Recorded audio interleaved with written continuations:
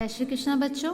अभी आपने पिछले वीडियो में जाना है पार्ट 13 से पानी से खेलें। उसमें हमने यह जाना था कि कुछ चीज़ें ऐसी होती है जो पानी में घुल जाती है, कुछ चीज़ें होती है जो पानी में नहीं घुलती।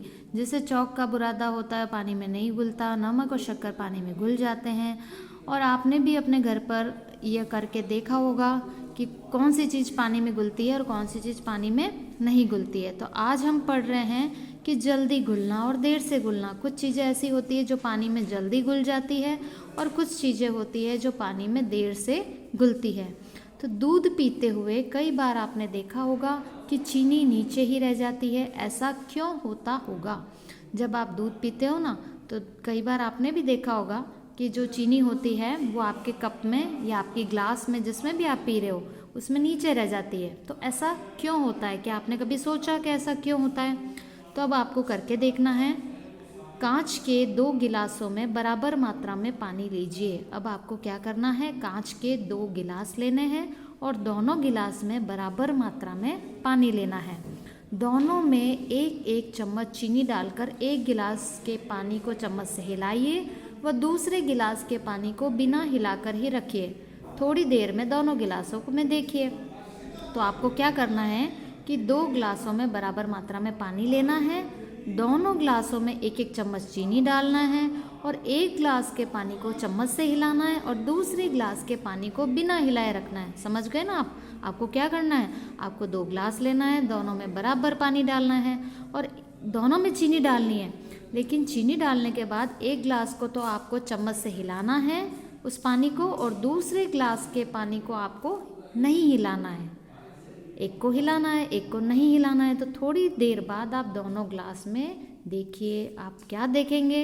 आपको बताना है कि किस ग्लास में चीनी कम या नहीं दिख रही है, या एक ग्लास में चीनी कम क्यों घुली, दूसरे ग्लास में चीनी ज़्यादा और जल्दी क्यों घुली होगी। तो जब आप ये करके देखेंगे तो आपको पता चलेगा कि किस गिलास में चीनी कम या नहीं दिख रही है। जिस ग्लास में आपने चीनी को हिलाया, चम्मच डाल के चीनी को हिलाया, तो वो चीनी क्या हुई, पानी में घुल गई, तो वो आपको उस ग्लास में दिखाई नहीं देगी। किस ग्लास में चीनी कम क्यों घुली और दूसरी ग्लास को आपने चम्मच से नहीं हिलाया था, तो वो नहीं घुल पाई, इसलिए दूसरे ग्लास में चीनी आपको नज़र आएगी, वो घुलेगी नहीं। क्यों? क्योंकि उसको आपने हिलाया नहीं था। और दूसरे ग्लास में चीनी ज़्यादा या जल्दी क्यों घुली होगी? तो चीनी जल्दी इसलिए घुल गई क्योंकि आपने उसको अच्छे से हिला दिया। हिलाने के कारण चीनी जल्दी से घुल गई। तो पानी को हिलाने से कणों की गतिशीलता बढ़ जाती है, जिससे घुलन क्रिया तेज हो जाती है। पानी को जब हम हिलाते हैं तो पानी को हिलाने से क्या होता है, जो कण होते हैं उन कणों की जो गतिशीलता होती है वो गतिशीलता उनकी बढ़ जाती है, और जिससे घुलन क्रिया तेज हो जाती है, मतलब वो चीज़ जल्दी जल्दी घुल जाती है। तो अब आपको क्या करके देखना है, कांच के 2 गिलास लेना है, एक में ठंडा पानी व दूसरे में उतनी ही मात्रा में गर्म पानी डालिए। तो अब आपको क्या करके देखना है, 2 गिलास लेना है, 2 गिलास में से एक गिलास में ठंडा पानी डालना है और दूसरे में उतनी ही मात्रा में गर्म पानी डालना है। दोनों में बराबर मात्रा में चीनी डालकर उसके घुलने तक हिलाइए।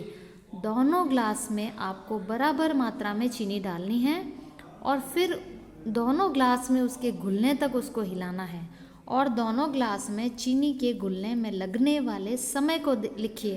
अब आपको क्या करना है कि आपने 2 ग्लास लिए, एक में ठंडा पानी डाला, एक में गर्म पानी डाला और दोनों में समान मात्रा में बराबर से आपने दोनों में चीनी डाली और दोनों को आप बराबर से हिलाएंगे।